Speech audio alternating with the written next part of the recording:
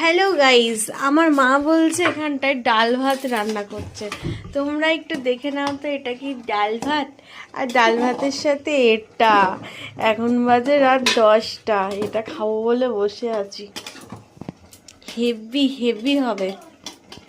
তোমরাও চলে আসো আমাদের বাড়ি ডাল ভাত খেতে। খিচুড়ি। সবাই মিলে একসাথে রাতে ডিনার বলো, দুপুরে লাঞ্চ বলো, টিফিন বলো, যাই বলো, একসাথে বসে খাওয়ার মজাটাই আলাদা। আর পরিবারে একসাথে থাকতে গেলে সবার সাথে টুকিটাকি টুকুমুকু লাগবে, সেটাকে মাইন্ড করলে হবে না। সবাই দেখবে রাগ অশান্তি ঝগড়াঝাটি যাই হোক, কিন্তু একসাথে বসে খাও, তার মজাটাই আলাদা। আর দেখবার দূরত্ব যেটা থাকে সেটাও কমে যায়।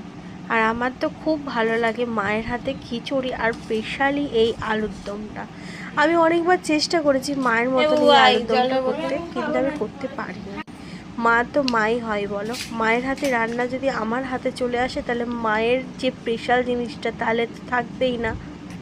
ঝটপট তোমরা কমেন্ট করো তোমাদের মায়ের হাতে কোন জিনিসটা বেশি খেতে ভালোবাসো। আমি মায়ের হাতে খিচুড়ি আলুর দম আর মাছের মাথা দিয়ে মুড়ো ঘন্ট, খুব সুন্দর। আর এইদিকে এই দুই নটাঙ্গি বসেছে একসাথে, বুড়ো আর বুড়ি, এই খেতে বসেও এদের ভালোবাসা কমছে না। আমার ভিডিও তোমাদের ভালো লাগলে একটা লাইক কমেন্ট করে দিও। Thank you.